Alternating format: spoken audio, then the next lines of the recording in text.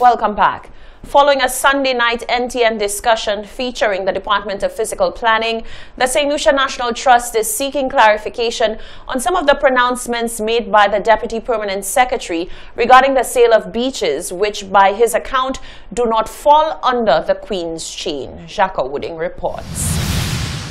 Director of the St. Lucia National Trust, Bishnu Tulsi, says he has been left with many questions following Sunday night's broadcast of the Queen's Chain discussion with the Department of Physical Planning.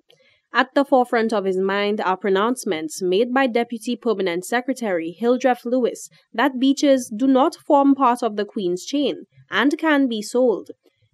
Tulsi says in his experience, such circumstances are unheard of. In terms of the beaches being sold, I find that a very strange comment to come from anyone, that you could create private beaches on St. Lucia. Beaches are all public spaces and should always remain public spaces. There was an attempt by the government some years ago, about a decade ago, to sell the Queen's Chain and the beach in another location. And the trust was successfully able to stop that by going to court. The director says the definition of the Queen's Chain as relayed by the Department of Physical Planning has left much room for interpretation. He believes that Queen's Chain measurements must be adapted to the features of the coast. The way the Queen's Chain is defined is 186.5 feet from the high water mark. There is a sub-definition that it starts where the vegetation ends. So one has to interpret that in the context of the geographic location, where you're measuring. Tulsi says to his knowledge, the beaches located in St. Lucia have been and will always be the property of St. Lucia nationals, and as such, the St. Lucia National Trust will maintain its position on public access to all the island's beaches. Jacques Wooding, Hot 7 News.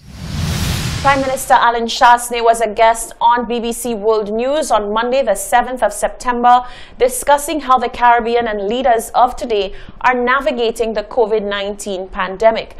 Prime Minister Chastanet joined the host of the BBC World News' flagship news and discussion program, Global, to speak on how St. Lucia has managed the pandemic to date and what holidaymakers can expect in the phased reopening. The Prime Minister continued to call on airlines and countries to move the meter forward on pre-testing to help consumer confidence and boost tourism. Tell me, first of all, the impact coronavirus has had.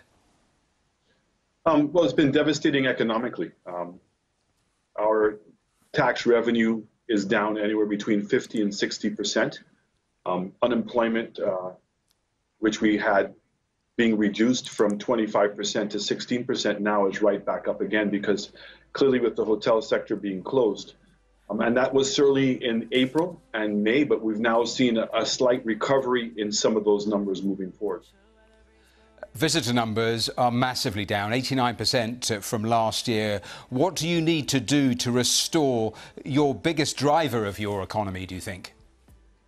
Well, look, we took a decision very early that we realized that we had to learn to coexist with COVID. So the idea of staying in a permanent state of lockdown was not an option that was available to us. And in doing so, we developed some pretty interesting protocols that have worked. And that's the benefit that we have of a small island state. We've seen an immediate success. So we've actually had our doors open since June 4th. We've had 6,000 arrivals since then. 1/3 of our hotels have reopened. And since we have been doing that, the critical component to it has been pre-testing. So we talked about tourism. When you look also in your economy and your exports, things like the banana industry, mangoes, we've seen a big impact there as well. At what stage do you have to look at the whole way that you run the economy and perhaps rethink going forward? We don't think we've reached that point yet. We have seen in crises of the past, when we had 9/11, we had the financial crisis, and I believe the same is going to be true here. The Caribbean, in absolute terms, the amount of tourists that we get is a small portion of global tourism, and so even though we're seeing a global contraction in the industry, given the success that the Caribbean has had in large, St. Lucia and some of the islands in particular, we think that we're going to see a rebound in that sector. Certainly from an export perspective, English people, thank God, are still eating bananas, and we're still distributing our bananas, and it has not affected the output. CIBC First Caribbean is gearing up to host its annual Walk for a Cure event for the 9th year in a row. This year, in an effort to comply with the COVID-19 protocols, the event will be held in the form of a virtual fitness concert. The region's largest cancer fundraiser, CIBC First Caribbean's Walk for the Cure, is going cyber this year and hoping to attract even more participants. As detailed by CIBC Walk manager Elaine Borton, the COVID-19 pandemic has caused the entity to find new and innovative ways of hosting the annual event, giving rise to the virtual fitness concert, which will take the place of the walk this year. We've been doing this walk for approximately 9 years now. Next year will be our 10th year anniversary. We've seen our numbers grow exponentially over the years in terms of the number of participants and also the amount of money that we've raised.